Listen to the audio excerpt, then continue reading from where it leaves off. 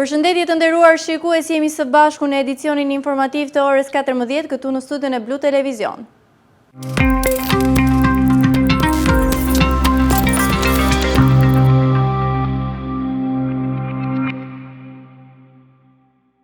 Vlora po konfirmohet gjithnjë e më shumë si një destinacion jo vetëm për turizmin detar, por edhe për turizmin kulturor. Turistë të huaj shprehen se janë të interesuar për të njohur historinë, kulturën dhe traditat shqiptare.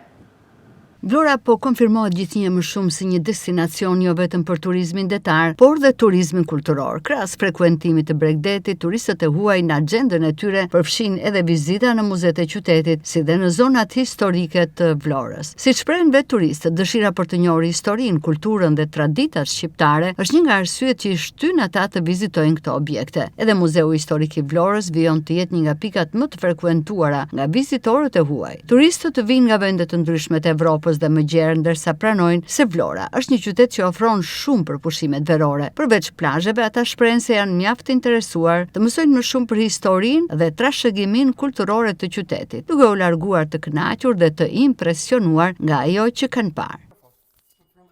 Vi për herë të parë në Shqipëri. Jam nga Holanda. Përveç pushimeve, sot kam zgjedhur të vizitoj edhe muzeun historik. Vlora më ka pëlqyer shumë, ndërsa tani po shikoj edhe një pjesë tjetër ndryshe nga plazhet. Çfarë mendoj? Më duket një muze interesant dhe shumë i bukur, po përpiqem të mësoj diçka më shumë për vendin tuaj, sa i përket historisë apo dhe traditave tuaja. Edhe unë jam nga Holanda, për herë të parë në Shqipëri kam ardhur rreth 6 vite më parë. Atëherë nuk isha vizituar ndonjë muze dhe sot pata mundësinë ta shoh nga afër. Mendoj se Vlora është një qytet i bukur dhe vendi juaj ka ndryshuar me atë çfarë mbaj mend kur erdha për herë të parë. Ky muze është shumë i bukur, ka histori dhe arkeologji. Kam dëshirë të njoh më shumë për vendin tuaj dhe kjo vizitë më ka ndihmuar. Ndërkohë përgjegjësi i Muzeut Historik Skënder Spahiu pohon se gjatë këtij sezoni shënuan një rritje e ndjeshme e numrit të turistëve të huaj. Sipas tij është zgjeruar dhe harta e vizitorëve, të cilët tashmë vijnë nga vende të ndryshme të Evropës, por dhe botës. Po, është e vërtetë, numri i vizitorëve sa po vjen është në rritje, janë nga kontinente të ndryshme, të gjithë rrugëtorë, Australia, Amerika Latine, Amerika e Veriut, Portugalia, Spanja, Evropa dhe vendet e Evropës Lindore dhe Aziatike. Kjo dëshmon që Vlora ngelet një destinacion, Vlora ngelet një perlë e turizmit, Vlora ngelet një atrakcion turistik, një atrakcion i turizmit historik, turizmit kulturor dhe i pushimeve që kalojnë pushuesit në qytetin tonë.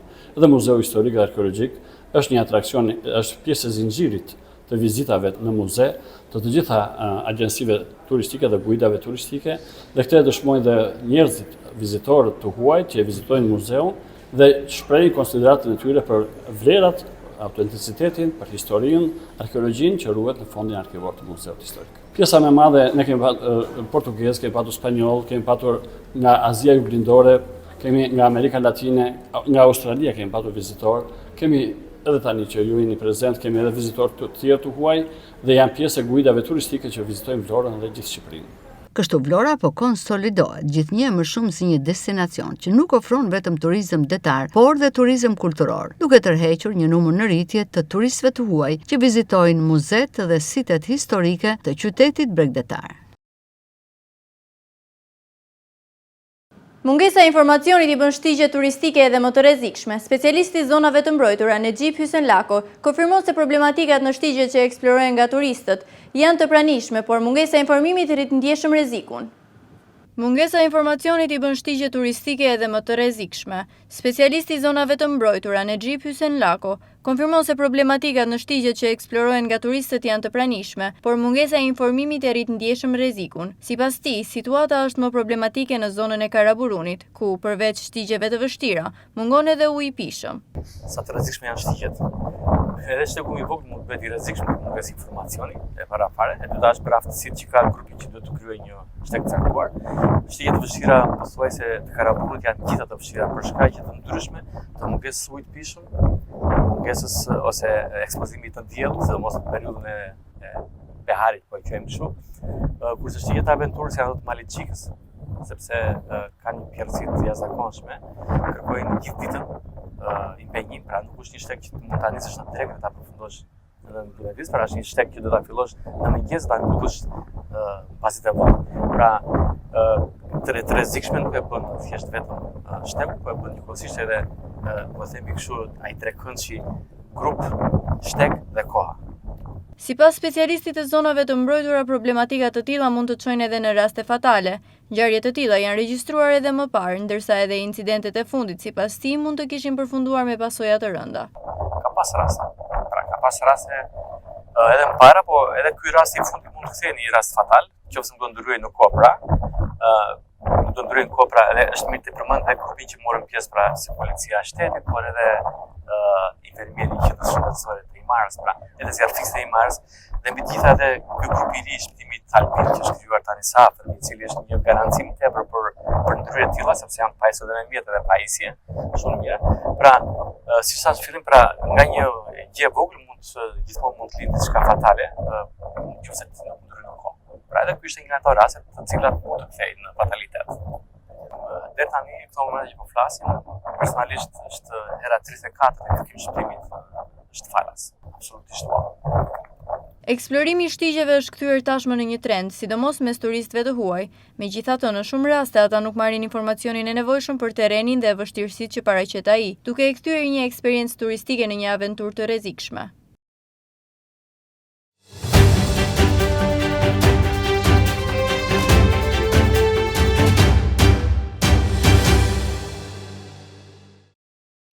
Dua të luaj është projekti që ende nuk po përfundon në Vlorë. Projekti parashikon rijetizimin e ish fushës së aviacionit në hapësirë sportive dhe rekreative, konsideruar një ndër ndërhyrjet më të rëndësishme për zhvillimin urban të qytetit, aktualisht shënon afate të tejkaluara. Dua të luaj, projekti i cili po zvarritet pafund në qytetin e Vlorës. Afati i përfundimit të punimeve ishte parashikuar për rreth 8 muaj, por nuk ka një ditë të fillimit dhe të mbarimit të këtij projekti. Duket se punimet të cilat kanë nisur më përpara se një vit nuk kanë përfunduar ende, duke mos respektuar dhe afatet e përcaktuara në tabelën e cila tregon vlerën e investimit, por edhe afatin 8 mujor të përfundimit të punimeve. Projekti Dua të luaj parashikon ngritjen e 2 fushave sportive në zonën e ish fushës aviacionit në qytetin e Vlorës, çka do të vinte në ndihmë kryesisht të moshave të vogla dhe fëmijëve për të luajtur dhe pse jo edhe për të zhvilluar sportin e futbollit. Dua të luaj, projekti që ende nuk po përfundon në Vlorë. Projekti parashikon në rijetëzimin e ish fushës së aviacionit në hapësirat sportive dhe rekreative, një ndër ndërhyrjet më të rëndësishme për zhvillimin urban të qytetit. Punimet për këtë projekt janë parashikuar të realizohen brenda një afati kohor prej 8 muajsh, siç shtrëgohet edhe në tabelën sinjalizuese, e cila pasqyron gjithashtu vlerën e investimit prej rreth 84 milion lekësh. Megjithatë, në këtë tabel nuk specifikohet data e nisjes dhe as ajo e përfundimit të projektit, çka ka ngritur pikpyetje te qytetarët se kur do të jetë realisht gati kjo hapësirë. Në fakt, punimet për këtë projekt kanë nisur rreth një vit më parë, duke treguar se afati 8 mujor i parashikuar për përfundimin e tij është tejkaluar. Pavarësisht kësaj, projekti vijon ende të jetë në proces.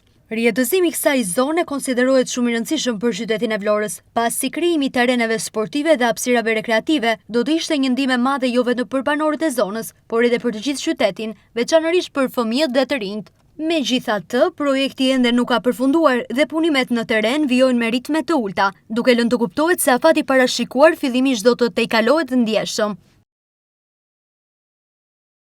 Për shkak të mungesës së rampave në plazhet e qytetit, personat me aftësi të kufizuar, invalidët para dhe tetraplegjikët janë të privuar nga pushimet në Bregdet. Asnjë iniciativë institucionale për krijimin e një infrastrukture mbështetëse.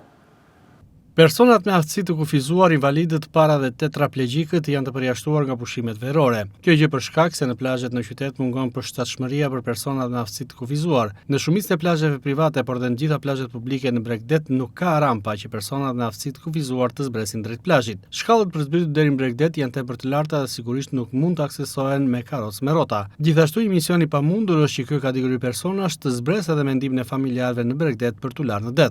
Edhe këtë sezon veror në qytetin Bregdetar të Vlorës vihet re një problematik e cila është e mbartur ndër vite. Nuk ka përshtatshmëri të plazheve për sa i përket personave me aftësi të kufizuar. Unë ndodhem në zonën e Lungomares, në një prej zonave më të frekuentuara të qytetit të Vlorës, dhe siç mund ta ndiqni edhe nga pamjet, shkallët janë tepër të larta për të zbritur drejt plazheve dhe më pas për mos të folur deri në futjen në det, që për ta persona është një mision i pamundur. Vetëm pak ditë më parë në qytetin e Imarës kishim një shembull mjaft pozitiv. Në shitorin e Imarës u përrua deti pa bariera, teksa u vendos një rampë ekologjike që personat me aftësi të kufizuar të futeshin për t'u larë në det. Një zgjidhje e tillë duhet të aplikohet edhe në Vlorë. Disa prej rampave ekologjike duhet vendosen në zonat bregdetare për t'i dhënë më tepër mundësi personave me aftësi të kufizuar të jenë të barabartë dhe të pushojnë në plazhet e qytetit. Prej një vëzhgimi nga Blu Televizion realizuar në zonat bregdetare në qytet është konstatuar se vetëm disa plazhe publike kanë rampa për personat me aftësi të kufizuar. Asnjë plazh në Vlorë nuk ka rampa ekologjike që këta persona të lahen në det. Kjo ka bërë që kjo kategori personash në qytet që janë rreth 1000 bashkë me invalid të punës të jenë të privuar nga e drejta për të pushuar.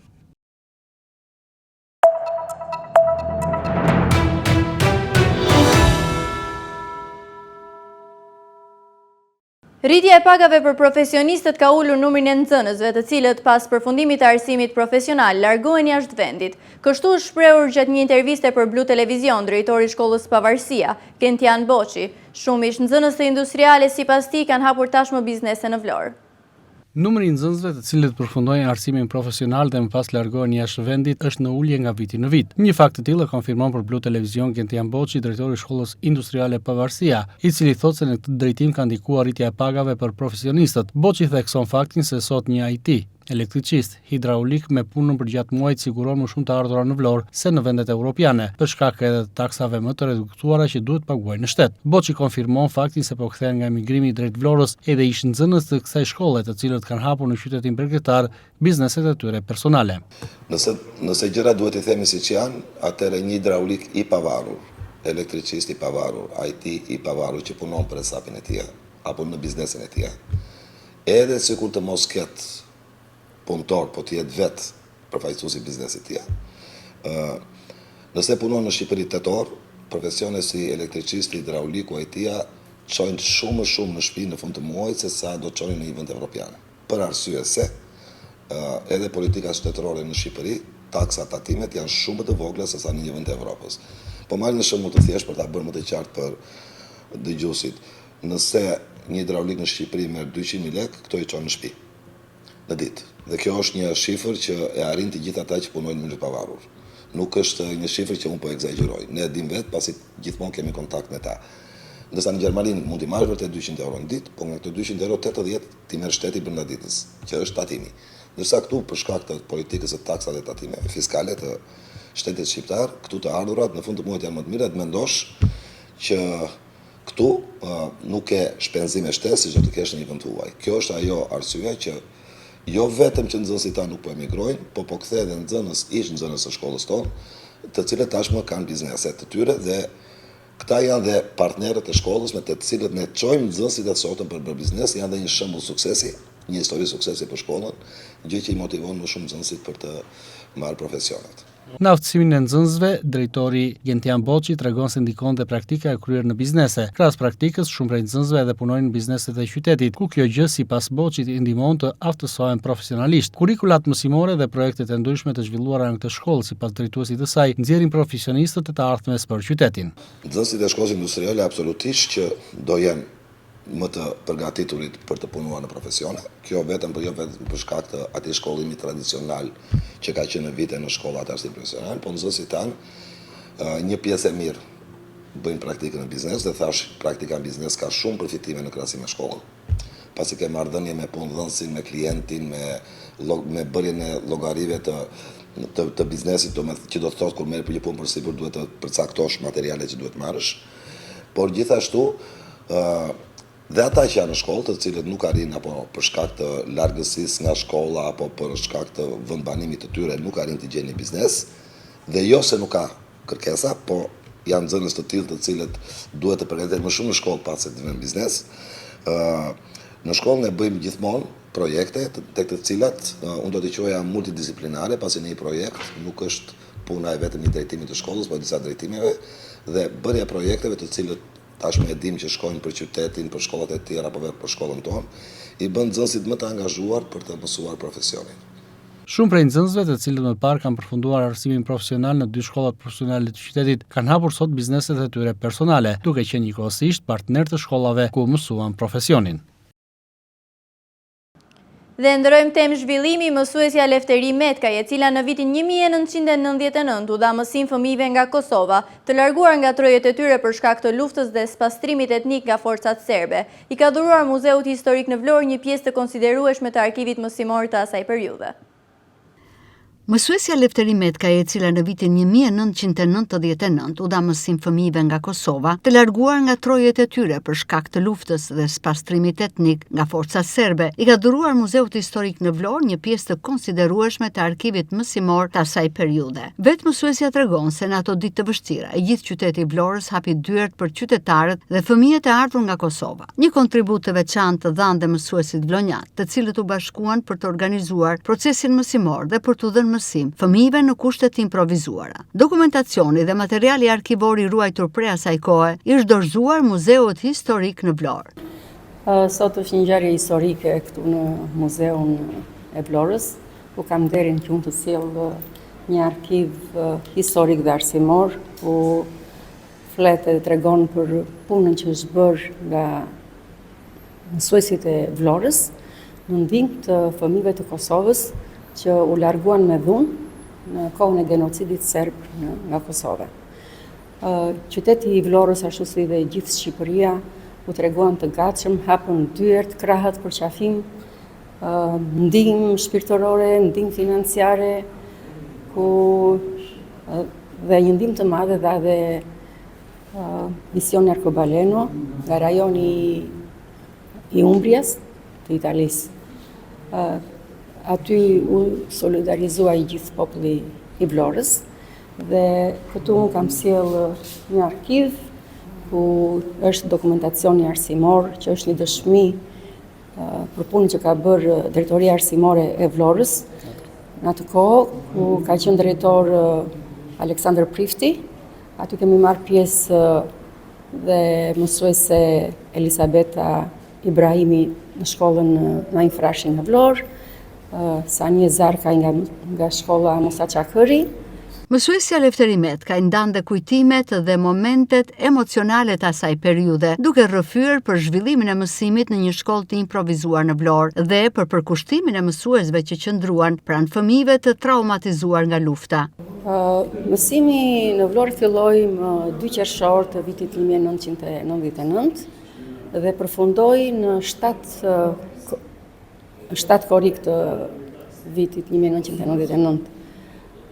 Ishin shumë fëmijë, por shumë fëmijë ishin edhe të dramatizuar dhe nuk ishin dhe shumë dëshirë që të vinin, sepse thoshin që kjo nuk është mësuesja jonë, ne duam mësuesin tonë, kjo nuk është shkolla jonë, por megjithatë ajo shkolla atje në Çadra vërtet nuk ishte banga moderne, por kishte ulur ashtu siç ishin fëmijët, nuk kishte mure, por kishin qiellin.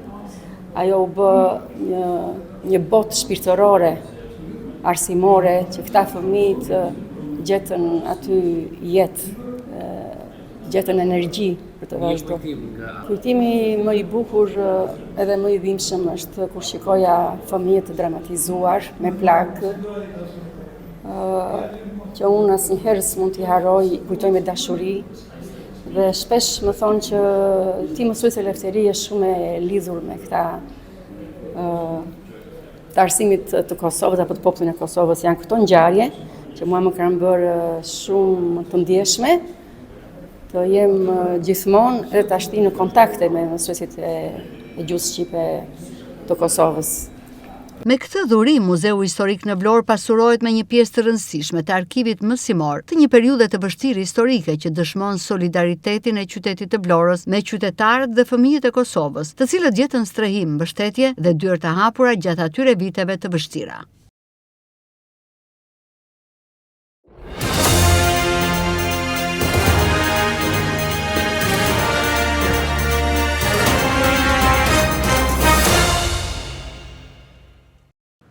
Një person humbi jetën dhe 4 të tjerë mbetën të plagosur rënd në një aksident në aksin Vlorë Llogara. Furgoni doli nga rruga dhe u përplas me një bordur betoni. Furgoni drejtohej nga një 22 vjeçar. Një viktim dhe 4 të plagosur në gjendje të rëndë është bilanci tragjik i një aksidenti të ndodhur në Vlorë. Një furgon me punonjës ka humbur kontrollin në orët e para të mëngjesit në aksin Vlorë Llogara, duke dalë nga rruga dhe duke përplasur me një bordur betoni në anë të aksit. Përplasja ka qenë shumë e fortë, aq sa mjeti është shkatëruar plotësisht, siç shihet edhe nga pamjet e siguruara nga Blu Televizion. Për nxjerrjen e të plagosurve, të cilët kishin mbetur të bllokuar mes llamarinave të furgonit, është dashur ndërhyrja e zjarfikseve, të cilët pren pjesë të sediljeve. Si pasojë e aksidentit ka humbur jetën Ilir Haka, 52 vjeç. Të plagosur ka mbetur Sajmir Haka, 22 vjeç, Qazim Haka, 44 vjeç, Sako Rexha, rreth 22 vjeç, si dhe 2 persona të tjerë, të cilët janë transportuar në Spitalin Rajonal të Vlorës për të marrë ndihmë mjekësore. Grupi hetimor ndodhet në vend ngjarje dhe po punon për zbardhjen e plotë rrethanave dhe shkaqeve të aksidentit. Ndërkohë policia njoftoi se rreth orës 6:10 në vendin e quajtur Fush Dukat, drejtuesi i furgonit shtetasi SR 22 vjeç dyshohet se ka humbur kontrollin mbi drejtimin e mjetit duke dalë nga rruga. Si pasojë, njëri prej pasagjerëve shtetasi IH 52 vjeç humbi jetën në vend ngjarje, ndërsa drejtuesi dhe 3 pasagjerë të tjerë u dërguan në spital ku ndodhen nën kujdesin e mjekëve. Ky aksident i shtohet bilancit shqetësues të ngjarjeve rrugore gjatë kësaj vere. Sipas të dhënave nga një qershori, deri në datën 25 korrik kanë humbur jetën 28 persona në aksidente rrugore, 11 prej tyre vetëm gjatë muajit korrik. Gjatë kësaj periudhe janë regjistruar rreth 240 aksidente me 10 persona të plagosur. Të dhënat e policisë së shtetit të përpunuara nga Instat për 5 muajt e parë të vitit 2026 tregojnë se janë regjistruar 547 aksidente rrugore, ku kanë humbur jetën ose janë dëmtuar 766 persona. Krahasuar me të njëjtë periudhë të vitit 2025 janë regjistruar 18 aksidente më shumë, ndërsa numri të dëmtuarve ka shënuar një rënje të lehtë nga 783 në 766 persona. Të nderuar shikues, kjo ishte gjithçka e përgatitur për këtë edicion informativ. Ju falenderoj për vëmendjen, bashkë mirëpafshim.